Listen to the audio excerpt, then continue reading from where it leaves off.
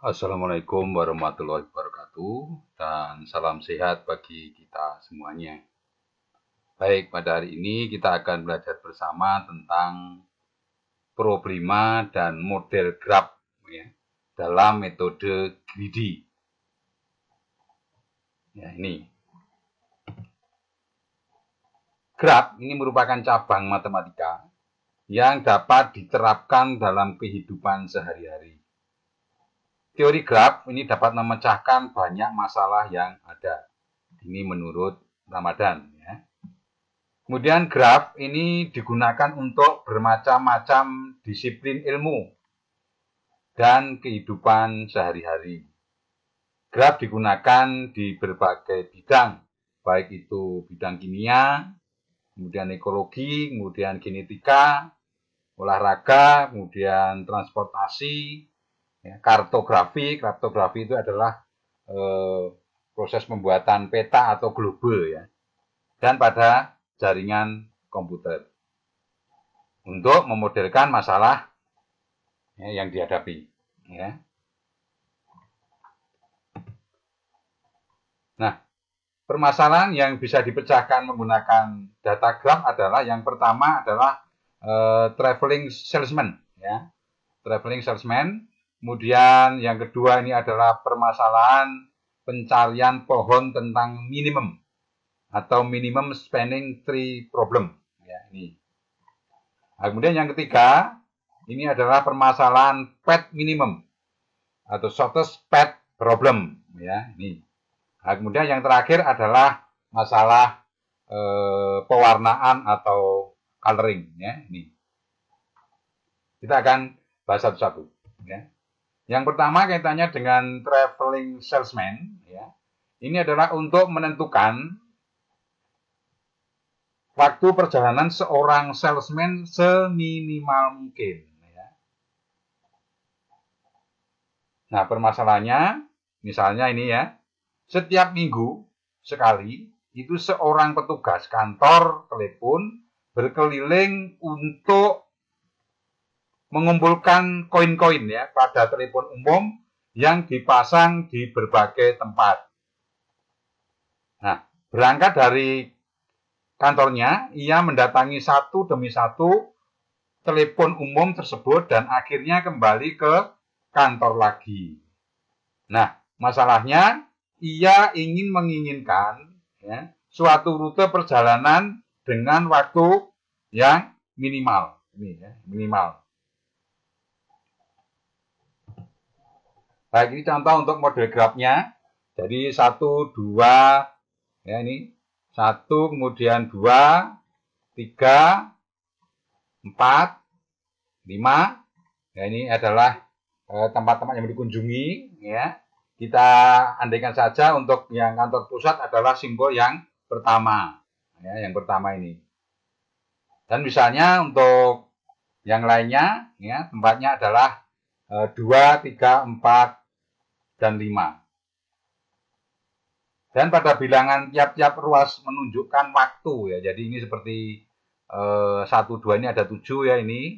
Nah, kemudian 1, 3 ini ada 9 dan terusnya ini ya, 10 ini ya. Nah, jadi itu adalah jarak yang harus ditempuh atau waktu yang ditempuh ya. Nah, langkah penyelesaiannya kita perhatikan di sini. Yang pertama itu dimulai dari simbol yang diibaratkan sebagai kantor pusat tadi. Ya, misalnya tadi adalah simbol 1. Nah, kemudian ya, dari simbol 1 pilih ruas yang memiliki waktu minimal ya, minimal. Nah, kemudian yang ketiga ya, ini adalah apa? Melakukan terus pada simbol-simbol yang lainnya tepat satu kali yang nantinya graf akan membentuk graf tertutup. Ya, graf tertutup karena perjalanan akan kembali ke kantor pusat lagi. Nah, kemudian yang keempat, problema di atas menghasilkan waktu minimalnya adalah 45 menit dan diperoleh perjalanan sebagai berikut. Ini ya. Ini. Jadi model graf tadi itu ada 5 tempat ya. Nah, kemudian masing-masing punya jarak tempuh atau waktu berbeda-beda ya. Dari sini kita bisa melihat ya, dari 1 ya ke 2 ya di sini ya, ini waktunya adalah berapa? 7 ya. Kemudian dari 2 ya, ini ada beberapa alternatif ya. Ada ini ya, 9, kemudian 9, ini ada yang 8. Oh, ternyata yang paling kecil ada 8, maka dia menuju ke 4 ya, 4. Dan seterusnya ya. 3, kemudian ke 5 ya, kemudian selesai ya. Nanti tolong dicermati kaitannya dengan perjalanan yang ditempuh ya, kaitannya dengan bagaimana memperoleh waktu yang sangat minimal ya, yang paling minimal ya. Nah, nanti tolong ini dicermati ya untuk grafnya, mudah sekali ya. Kemudian yang berikutnya adalah minimum spending tree ya. Nah, kasus minimum spending tree ini ya, ini mencari minimum biaya atau cost ya, spending tree dari setiap ruas atau edge ya, graf yang membentuk pohon atau tree ya, ini. Nah, solusi dari pemerasan ini adalah ya, dengan memilih ruas suatu graf yang memenuhi kriteria dari optimasi yang menghasilkan biaya minimal ya. Nah, kemudian penambahan dari setiap ruas pada seluruh ruas yang membentuk graf akan menghasilkan nilai atau biaya yang kecil ya, yaitu minimum cost ya, minimum cost. Nah, kriteria untuk minimum spending tree ini adalah yang pertama yang harus dipenuhi adalah apa? Setiap ruas pada graf ini harus terhubung ya, connected. Kemudian yang kedua, ini setiap ruas pada graf harus mempunyai nilai atau label graf ya. Kemudian yang ketiga, yang terakhir adalah setiap ruas pada graf tidak mempunyai arah ya, tidak mempunyai arah. Itu 3 kriteria untuk minimum spending tree ya. Nah, proses total minimum cost ya, terbentuknya graf dengan tahapan sebagai berikut. Nah, ini yang diperhatikan. Dari graf yang terbentuk ya, ini apakah memenuhi kriteria minimum spending track ya. Minimum spending tree ya, atau MST, disingkat MST aja ya nanti ya biar mudah menyebutnya. Nah, kemudian lakukan secara urut ya, dari simpul ruas awal sampai dengan ruas akhir ya. Nah, kemudian pada setiap simpul ya, ruas, perhatikan nilai atau cost dari tiap-tiap ruas ya, ini. Nah, kemudian ambil nilai yang paling kecil ya, jarak terpendek setiap ruas. Kemudian Anda melanjutkan sampai dengan semua simpul ruas tergambar pada spending tree. Kemudian kita total, kita jumlahkan nilai atau cost yang dipilih tadi. Nah, contohnya ini ya, kriterianya ini diperhatikan, kriterianya ini. Nah, kemudian dari graf ini ya, tentukan nilai MST dari graf yang tergambar di atas ya. Serta tentukan ruas ya, atau edge yang membentuk MST. Nah, penyelesaiannya adalah demikian ya. Tadi ini sudah ya, untuk menghitung MST di sini. Dari tiap-tiap ruas yang membentuk graf tersebut ya, dengan cara dilakukan secara urut ya, dari ruas atau edge ya, yang pertama sampai dengan ruas yang terakhir. Nih ya. Kemudian setiap ruas ya harus digambarkan pada spending tree yang terbentuk. Nah, sekarang perhatikan untuk contohnya, untuk penyelesaiannya tadi dari graf yang kita berikan tadi ini ya. Perhatikan, nanti tolong dicermati ya, ini hasilnya. Yang pertama adalah 1,2, ini digambarkan seperti ini. Ya. Kemudian dari 2 ini menuju ke 6, ya.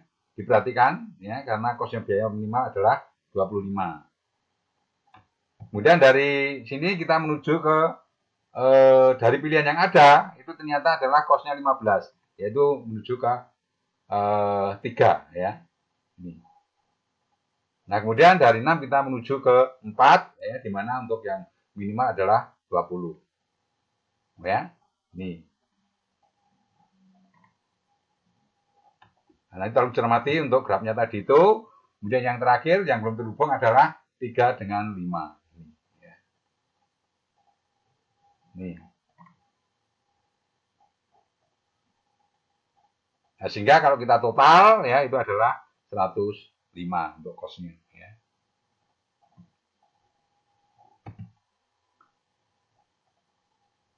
Yang berikutnya adalah shortest, ya, untuk path problem. Ya. Ini adalah permasalahan untuk menghitung jalur terpendek, ya, dari sebuah graf berarah. Jadi kalau ini berarah, ya. Nah, kriteria untuk permasalahan untuk shortest path problem ini adalah yang pertama, setiap ruas pada graf harus mempunyai nilai. Ya, tadi adalah apa? Label graf. Kemudian yang kedua, itu adalah setiap ruas pada graf ini tidak harus terhubung. Ya, tidak harus terhubung, ya. Unconnected. Kemudian yang ketiga, setiap ruas pada graf tersebut harus mempunyai arah. Ya. Harus mempunyai arah. Ini contohnya untuk kaitannya dengan graf, ya. Kaitannya dengan penyelesaian shortest path problem, ya. Dari graf ini, yang pertama itu adalah hitung jarak satu persatu sesuai dengan arah yang ditunjukkan oleh tiap-tiap ruas. Ya, perhatikan. Kemudian yang kedua, ini perhitungan ini dilakukan terhadap ruas graf yang memiliki jalur awal dan jalur akhir. Ya.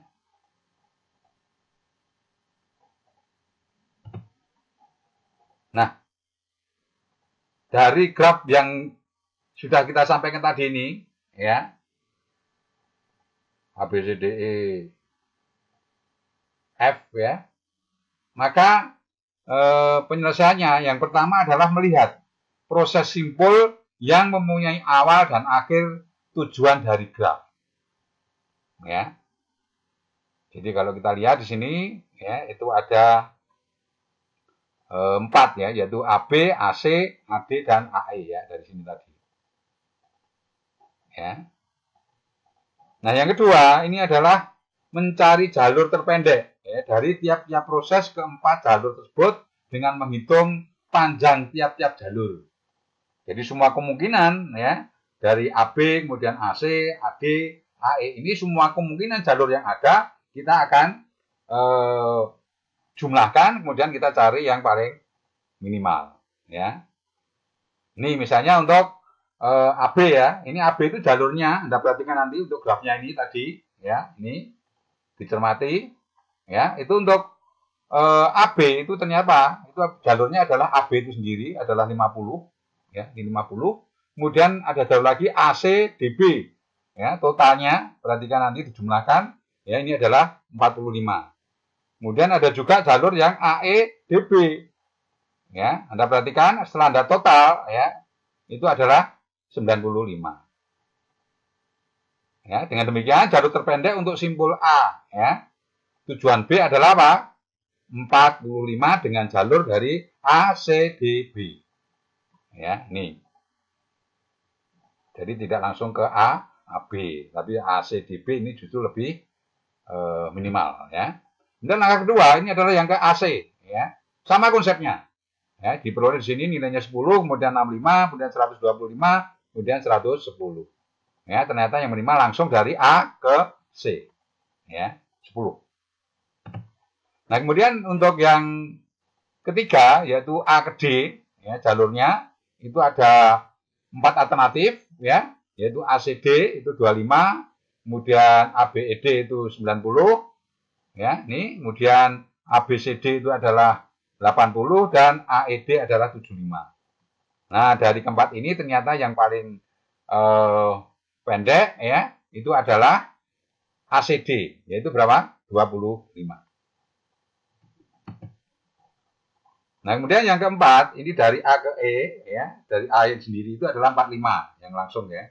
Kemudian ABE itu 60, kemudian ACDBE itu 65, ya, kemudian ACDE adalah 60. Dengan demikian, ya, kita peroleh untuk yang paling minimal adalah 45, yaitu langsung dari A ke E. Ya. Kira mudah ya. Nah, sehingga kita peroleh tabel dalil sorted pad problem ini adalah A ke C ini adalah 10, kemudian A ke D lewat C ini adalah 25, ya, dan seterusnya AE adalah 45. Ya. Nih. Nah, kemudian yang terakhir adalah coloring ya. Coloring ini adalah apa? Pewarnaan. Ya. Permasalahan pada pewarnaan ya. Yang pertama adalah problema untuk pemberian warna kepada semua simpul. Ya, sedemikian sehingga dua simpul yang berdampingan, yaitu ada ruas menghubungkan kedua simpul tersebut, ini mempunyai warna yang berbeda. Ya, warna yang berbeda. Nah, kemudian banyak warna yang dipergunakan, ini diminta untuk seminimal mungkin. Ya.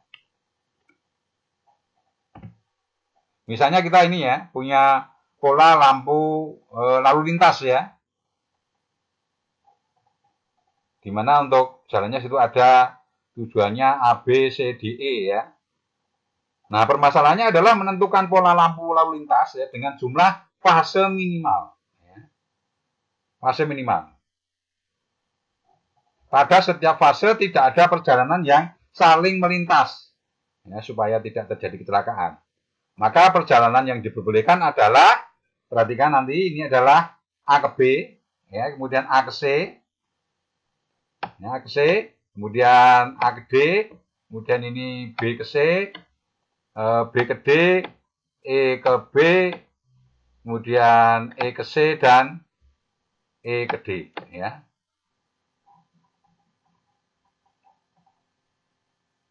Tolong nanti cermati untuk apa pola lampunya ya, untuk perjalanannya yang nanti dilintasi oleh kendaraan ya. Nah, langkah-langkah penyelesaian adalah tentukan yang pertama adalah simpul dari perjalanan yang memperbolehkan ya, diperbolehkan. Untuk peletakan simpulnya bebas ya, silakan ya. Kemudian yang kedua, ini adalah tentukan ruas untuk menghubungkan dua simpul yang menyatakan dua perjalanan yang saling melintas. Ya, yang saling melintas.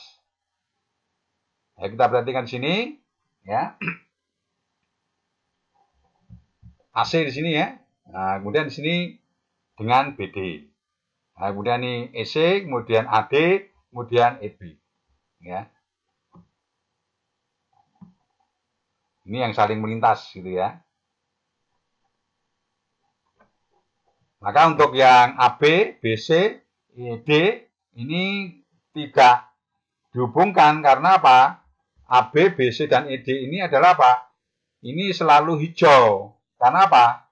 Selalu berjalan ke kiri gitu ya. Jadi kalau ke kiri itu kan langsung ya. Jadi AB, BC, ED ini adalah apa?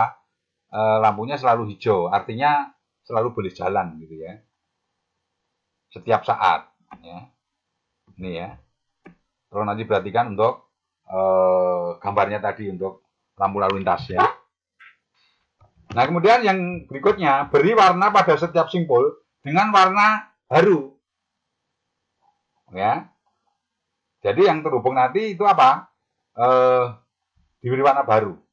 Ya. Bila simpul berdampingan, maka berilah warna lain. Ya. Jadi harus berbeda. Yang berdampingan, yang dihubungkan oleh garis itu ya. Ini. Kemudian bila simpul tidak berdampingan, maka berilah warna yang sama. Ya. Jadi dari hasil tadi di atas ini tadi, ya, kita beri warna, ya. Di sini untuk AC, ya, ini misalnya P, Kan ini terhubung dengan BD, maka BD ini harus warnanya lain. Ya, misalnya ini adalah apa? Hijau. Ya. Nah, kemudian ini untuk BD ini juga terhubung dengan apa? EC. Nah, karena ini terhubung ya dengan garis ini, maka warnanya harus lain. Misalnya ini adalah M.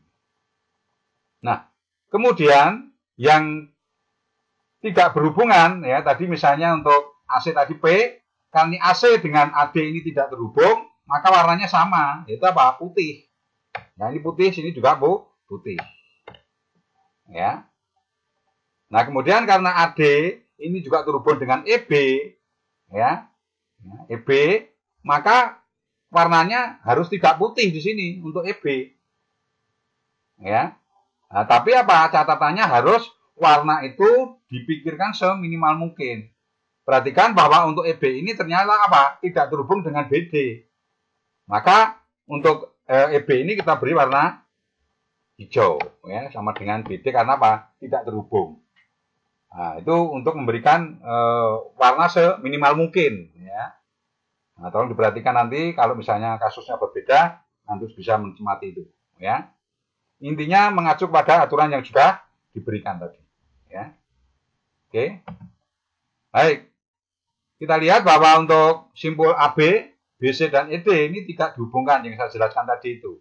Maka itu selalu berlampu hijau ya, boleh jalan. Ya, tadi yang tidak terhubung tadi ya. Nah, kemudian tentukan pembagian masing-masing simpul yang sudah diberikan warna. Nah, tadi hasilnya adalah putih, ini adalah AC AD, ya. Kemudian untuk BD, EB ini adalah hitam. Ya. Maaf tadi hitam ya, bukan hijau ya, hanya tadi hitam ya. Kemudian EC ini adalah merah.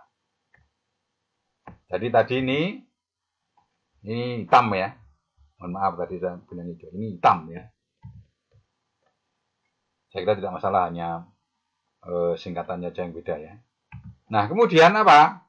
Nah, langkah berikutnya ini diberi 5 fase sehingga bisa kita simpulkan keseluruhan situasi dan hasilnya dapat dinyatakan sebagai berikut ya. Ini ya, hijau ya. Makanya nanti kalau Anda perhatikan ini saya beri warna hijau semua ya. A, B, B, C, D yang tidak terhubung tadi ini saya beri hijau semua. Karena apa? Itu selalu hijau ya. Makanya saya beri warna hijau di situ. Maksudnya hanya untuk membedakan saja. Ya, kalau AC, AD maka nanti yang merah adalah apa? Kalau nanti yang hijau ini mana apa nanti? Yang merah adalah ini, BD, EB dan EC. Demikian juga untuk fase 2 untuk BD sama EB, ya, maka nanti yang merah adalah AC, AD sama EC. Yang terakhir yang merah tadi ya, yang EC, maka nanti yang merah ya, yang tidak berjalan nih, AC, AD, BD dan EB, ya, ini. Saya kira tidak terlalu susah dipahami ya, cuman perlu kecermatan ya, kecermatan. Baik, sekarang untuk contoh kedua untuk tabel pewarnaan ya, atau coloring untuk tabel penjadwalan ujian ya. Jadi nanti kalau misalnya Anda bekerja di bidang akademik, silakan bagaimana membuat jadwal yang baik supaya apa? Mahasiswa yang mengambil mata kuliah lebih dari satu itu jangan sampai tumbuhan ya. Ini tabelnya ya. Ya, ABCDF ini adalah kolom yang dilambangkan dengan huruf ya, nama mata kuliah. Kemudian 1 2 3 4 5 6 7 8 ini adalah baris yang menunjukkan angka dari mahasiswa. Di mana di dalam tabel itu ada angka 1 dan 0, itu angka 1 ya, pada tabel menunjukkan tentang mata kuliah yang diambil. Sedangkan yang 0 itu tidak diambil ya.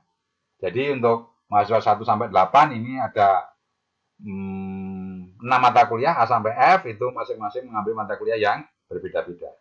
Nah, ini bagaimana menjadwalnya supaya kalau ujian tidak tumbuhan ya. Baik ya. Permasalahan yang mungkin ya terjadi adalah ada mahasiswa yang mengambil 2 mata kuliah sekaligus. Kemudian ya, ini Tipe membuat jadwal, ini harus membuat jadwalnya ya, sesuai dengan jadwal ujian mahasiswa agar tidak bentrok atau tumbuhan. Syaratnya tidak boleh ada mahasiswa yang mengikuti 2 ujian pada waktu yang bersamaan. Ya, ini. Nah, repot nanti kalau ujian bareng gitu ya. Biasanya langsung komplain tuh mahasiswa. Nah, penyelesaiannya ya. Yang pertama ini adalah apa? Anda harus menggambarkan ya simbol yang menunjukkan mata kuliah. Kemudian yang kedua, ini Anda harus membuat ruas atau garis yang menghubungkan, menyatakan ada mahasiswa yang memilih kedua mata kuliah itu. Ya, kemudian yang ketiga, ini adalah memilih simbol yang berwarna sama.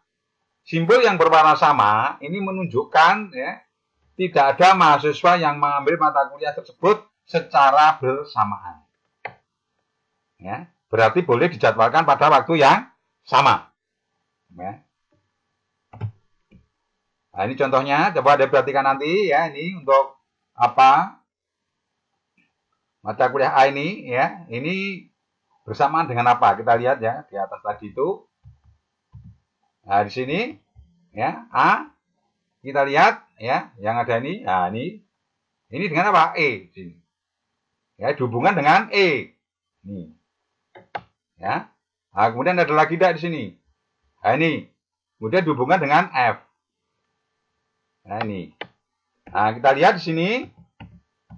Ya, maka A di sini dihubungkan dengan E dan F. Demikian seterusnya sehingga membentuk gambar simpul tabel penjadwalan ujian seperti ini. Ya, seperti ini. Nah, nanti Anda coba kerjakan sendiri apakah nanti hasilnya sama apa tidak. Ya.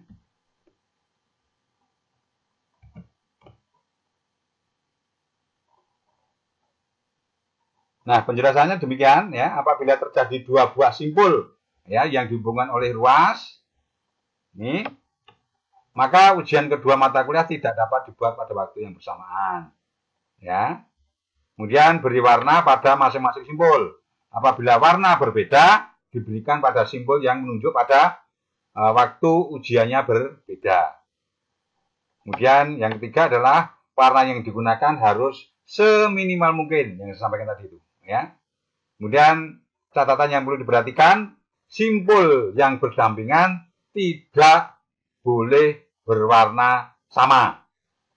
Ya, tidak boleh berwarna sama.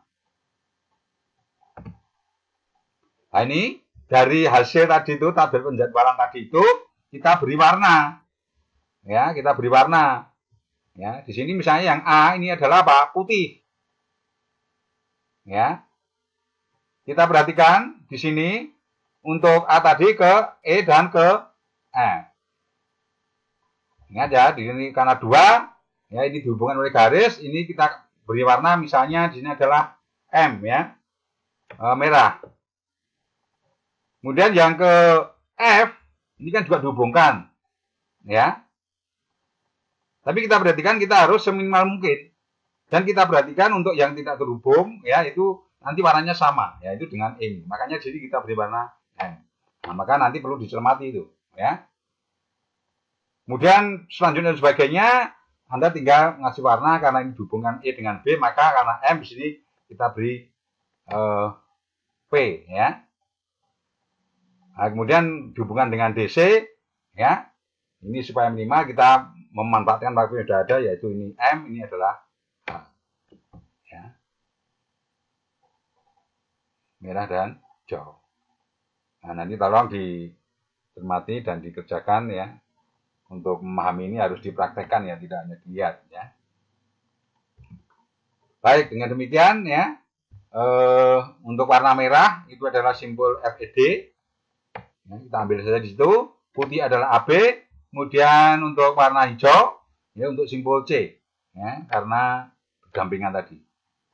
Ya, simbol C ini bertetangga dengan simbol B. Ya, warna putih dan simbol D warna merah. Sehingga C harus diberi warna lain. Ya, untuk C. Ya, ini tadi. Ya.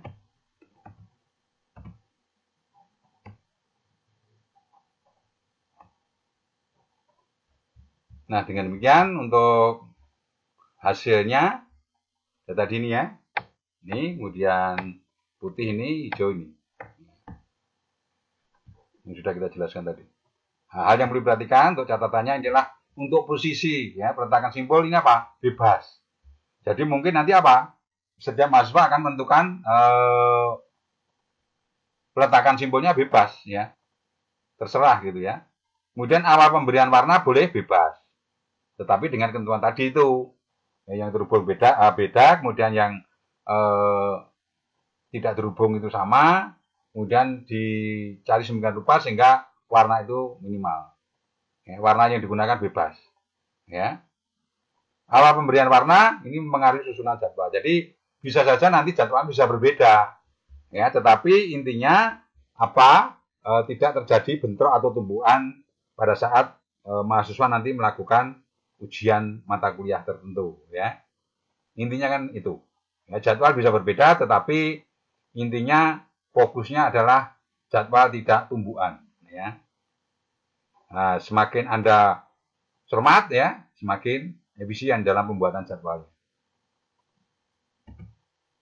Baik, itu untuk mata kuliah pada pertemuan yang ke-14 ini. Ya, materinya silakan nanti diperdalam lagi. Dan pada pertemuan ini tidak saya berikan tugas mandiri ya.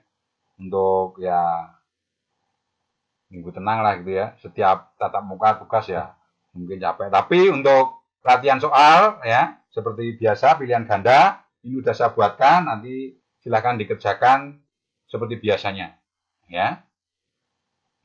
Baik, saya kira cukup sekian. Ada kurang lebihnya saya mohon maaf. Wassalamualaikum warahmatullahi wabarakatuh. Salam sehat bagi kita semuanya.